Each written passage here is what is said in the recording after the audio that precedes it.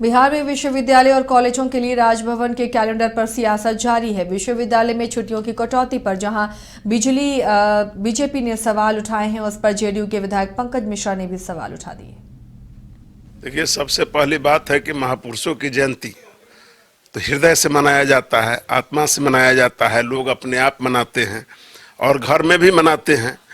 अगर राज्यपाल ने ऐसा डिसीजन किए हैं, महामहिम राज्यपाल जी ने अगर ऐसा डिसीजन किया है, तो हम भी चाहेंगे कि से यहाँ के जो बच्चे हैं वो कर्पूरी ठाकुर बने, श्री बाबू बने, राजेंद्र बाबू बने, पढ़े लिखे अच्छा से रहें, स्वस्थ रहें, सुंदर रहें। हमारी यही शुभकामना होगी। और महापुरुषों की जहाँ तक बात है, तो महापुरुषों की जयंती तो सबके दिल में बसा हुआ है। कर्पूरी ठाकुर सबके दिल में हैं, श्री बाबू सबके दिल में हैं, राजेंद्र बाबू सबके दिल में हैं, जयप्रकाश जी सबके दिल में हैं, लोहिया जी सबके दिल में हैं। बीजेपी के कहने से कि सनातन विरोधी हैं, तो बीजेपी के कहने से नहीं है। तो बीजेपी नहीं चाहता है कि शिक्षित लोग रहे इस देश में, अशिक्षितों की बाहर रहे। बीजेपी की यही इच्छा है। अगर राज्यपाल महामहिम निकालने हैं, तो बीजेपी को इस पर तो कोई कमेंट करना भी नहीं चाहिए था, क्योंकि राज्यपाल तो उन्हीं के प्रधानमंत्री जी के द्वारा मनोनीत पद होता है, इसलिए उनको राज्यपाल महामहिम का पद होता है, उस पर कोई कमेंट नहीं होना चाहिए। देखिए, सबसे पहली बात है कि महापुरुषों की जयंती तो हृदय। बिहार के मुख्यमंत्री नीतीश कुमार की वाराणसी में लोकसभा चुनाव 2024 के मद्देनजर होने वाली रैली कैंसिल हो गई है। रैली कैंसिल होने के बाद से बयानबाजी का दौर भी खूब चल रहा है, क्योंकि जदयू के नेता रैली कैंसिल होने को साजिश बता रहे हैं। तो वहीं बीजेपी नेताओं का बयान है कि नीतीश कुमार को बनारस में वार्ड पार्षद इतना भी वोट नहीं मिलेगा। इन सब के बीच जनसुराज के सूत्रधार प्रशांत किशोर ने नीतीश कुमार और उनकी पार्टी के राजनीतिक भविष्य को लेकर बड़ा बयान दे दिया। प्रशांत किशोर ने कहा कि नीतीश कुमार को ये समझ या आकलन करने की क्षमता ही नहीं है कि अगर आप महागठबंधन के साथ गए हैं और चुनाव हार गए तो आपकी पार्टी ही नहीं बचेगी, तो गठबंधन करिएगा किसके साथ। स्थिति ये हो जाएगी कि लोकसभा चुनाव में बुरी तरह से हारेंगे और जेडीयू पार्टी खत्म हो जाएगी। नीतीश कुमार राजनीति में अब कोई फैक्टर नहीं है। नीतीश कुमार कोई फैक्टर ही नहीं है। आप लोग बिहार में चूंकि पत्रकारिता करते हैं, तो आपको लगता है कि दुनिया नीतीश कुमार के इर्द गिर्द घूमती है। भाई, नीतीश कुमार राष्ट्रीय राजनीति में कोई महत्व का नेता नहीं है। 24 के नजरिए से इतना कह सकता हूं कि एक दल जो सबसे बड़ी हार जिसको होगी वो है जदयू। उसको 5 सीट नहीं आएगा। बाकी किसको कितना सीट आएगा नहीं आएगा ये ना मेरा विषय है, ना मैं उस पर कोई टिप्पणी करना चाहता हूं। भाई, गठबंधन का कोई भविष्य कभी था ही नहीं। गठबंधन क्यों बनाया गया, पहले आप ये समझिए। नीतीश कुमार को आप जितना समझते हैं उससे कम हम भी नहीं जानते हैं। गठबंधन बनाने से पहले नीतीश कुमार सबसे पहले हमसे मिलने दिल्ली आए, हमको 4 घंटा समझाया कि गठबंधन हम क्यों वापस बनाना चाहते हैं। नीतीश कुमार महागठबंधन उन्होंने सिर्फ इसलिए बना, उनको कोई लालू यादव तेजस्वी यादव से प्रेम नहीं है, उनको कोई भाजपा की नीति से दिक्कत नहीं है। ये नीतीश कुमार के मन में ये डर था कि 24 में अगर हम इस गठबंधन में बने रहे भाजपा के साथ, 24 में लोकसभा जीतने के बाद भाजपा वाले हमको हटा देंगे, क्योंकि दल तो भाजपा का बड़ा था बिहार में। तो वो उनको ऐसा लगता था कि भाजपा वाले अपना मुख्यमंत्री बनाएंगे लोकसभा जीतने के बाद।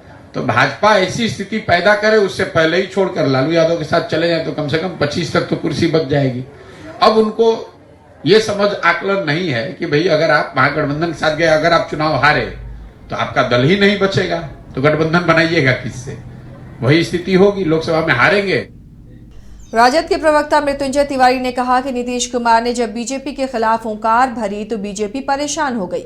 उन्होंने कहा कि जो बनारस में नीतीश कुमार की सभा होनी थी, उस सभा का आवंटन स्थल को सरकार ने ही रद्द किया है। बीजेपी डर गई और यही वजह है कि यूपी की सरकार ने सभा स्थल का आवंटन रद्द कर दिया।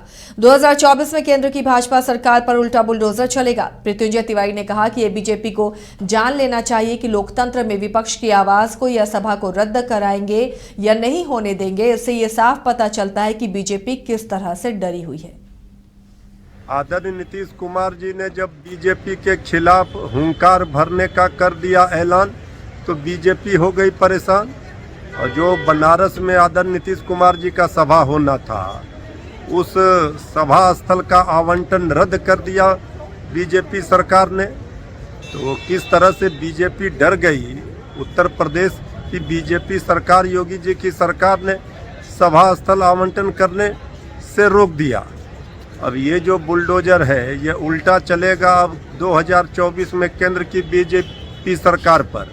ये बीजेपी को अच्छी तरह जान लेना चाहिए। लोकतंत्र में अगर इस तरह का विपक्ष की आवाज़ को, उनकी सभा को रद्द कराएंगे, नहीं होने देंगे, तो इससे पता चलता है कि बीजेपी किस तरह से डरी हुई है। संसद की सुरक्षा में चूक पर बिहार में सियासत जारी है। आरजेडी प्रवक्ता शक्ति यादव ने कहा कि संसद में जो कुछ भी हुआ वो दुर्भाग्यपूर्ण है। उन्होंने कहा कि सुरक्षा में लापरवाही का ये सबसे बड़ा उदाहरण है। ये दुर्भाग्यपूर्ण हुआ संसद में जो दृश्य उभर करके सामने आया। दो युवाओं ने संसद भवन की सुरक्षा को जिस तरह से भेदा, यह सुरक्षा में लापरवाही का इससे बड़ा और कोई सबूत नहीं हो सकता।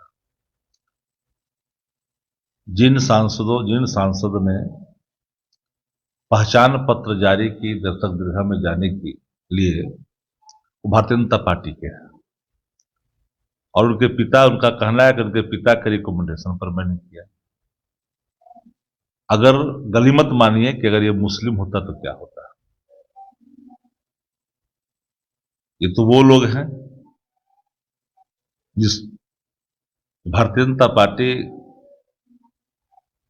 क्या सोच रही है, क्या कर रही है, देश की नजर तो है और एक जांच होनी चाहिए। इसका पूरा एक निष्पक्ष जांच रपट पीपुल डोमेन में आनी चाहिए और इतना बड़ा सुरक्षा घेरा को भेदना कोई आसान काम नहीं है। आजाद हिंदुस्तान में इस तरह की हिमाकत करने की कोशिश किसी ने नहीं किया है।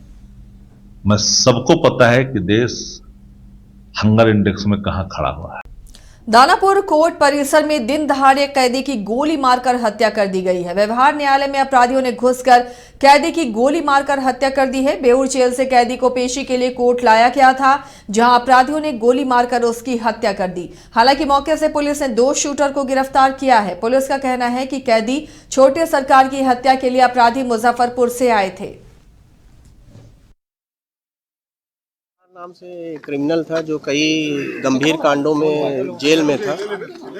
उसकी जो है जेल न्यायालय परिसर में गोली मारकर हत्या कर दी गई है। उसमें जो दोनों लोग जो गोली मारने आए थे उसको, दोनों को पुलिस ने पकड़ लिया है और दोनों के पास से हथियार भी बरामद हुआ। उसमें एक व्यक्ति जो है वो उसी आपाधापी में उसको भी गोली लगी है, उसको पैर में गोली लगी है। जो अभियुक्त है, जो अपराधी आया था हत्या करने, उसका इलाज हम लोग करा रहे हैं और दूसरे अभियुक्त से पूछताछ की जा रही।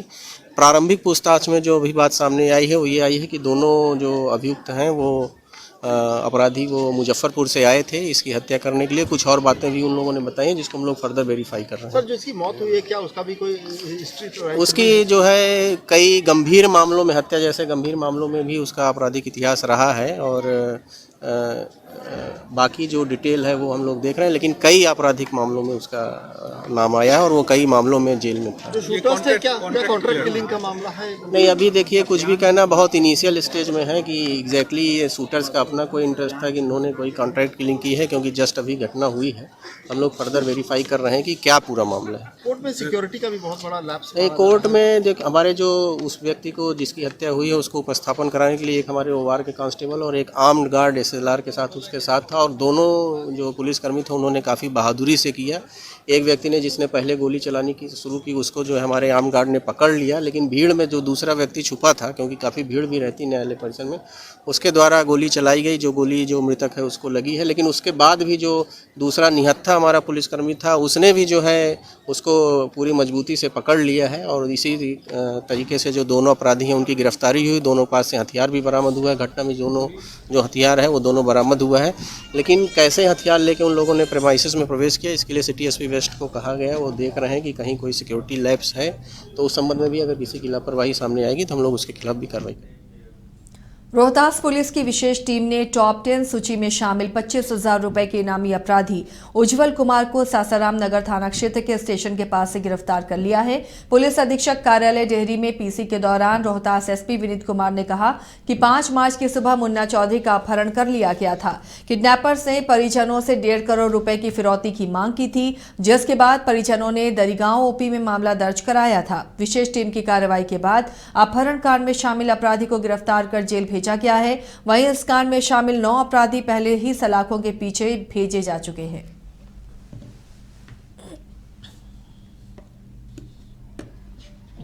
जैसा कि आप लोग जानते हैं कि बिहार पुलिस मुख्यालय के मार्गदर्शन में हम लोगों ने टॉप 10 और टॉप 20 के विरुद्ध एक विशेष अभियान चलाया हुआ है। इसमें एसटीएफ से भी हम लोग समन्वय कर रहे हैं और हमारी तकनीकी टीम और थाना प्रभारी सभी लोग समन्वय में काम करते हैं। इस ज़िले में टॉप 10 की जो लिस्ट बनाई गई थी उसमें 9 लोग गिरफ्तार हो चुके हैं। टॉप 20 में 19 लोग गिरफ्तार हो चुके हैं। हम लोगों ने फिर से टॉप 10 और 20 का लिस्ट बनाया था, तो एक अच्छी सफलता मिली है कि नए जो टॉप 10 की लिस्ट है उसमें तीसरा अपराधकर्मी, और ये 4 दिनों के अंदर ये तीसरी सफलता है। इसके लिए हम अपनी टीम को हम बधाई भी देना चाहते हैं।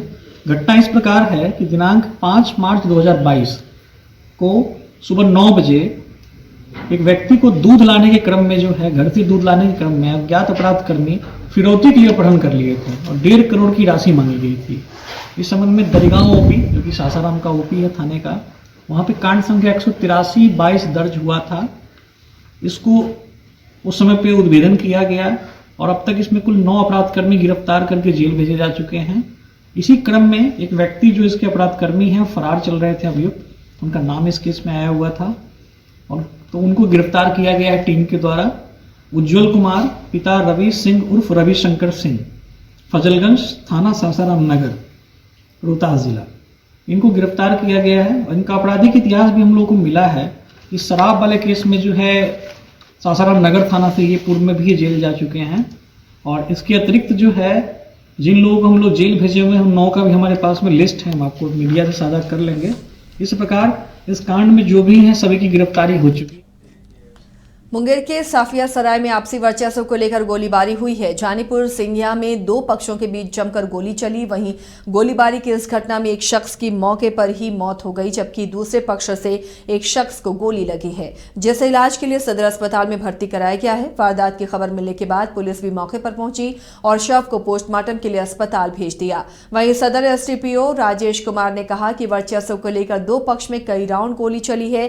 इसमें पंकज यादव की मौत मौके पर ही हो गई। देखिए, मामला ये बहियार में वर्चस्व का है। पूर्व में इन लोगों का आपसी दुश्मनी है। दोनों जो पंकज यादव और सूरज यादव हैं, इनका आपराधिक इतिहास रहा है।